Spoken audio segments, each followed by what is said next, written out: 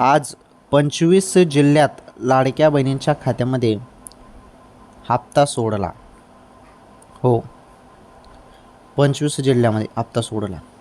ज्या बहिणी पात्र आहेत, ज्या बहिणींची KYC झालेली आहे आणि आधार कार्ड ज्या बहिणींचं बँकेशी लिंक आहे, अशा बहिणींच्या खात्यामध्ये आता दसरा निमित्ताने हा हप्ता तुमच्या खात्यामध्ये येणे सुरू होणार आहे.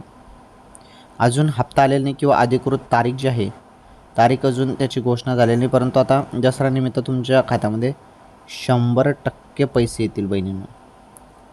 त्यामुळे जास्त तुम्हाला प्रतीक्षा करण्याची गरज नाही. थोडीच वाट बघा. सर्व लाडक्या बहिणींच्या खात्यामध्ये 1500 रुपये येणार आहेत. ओके, लवकरच,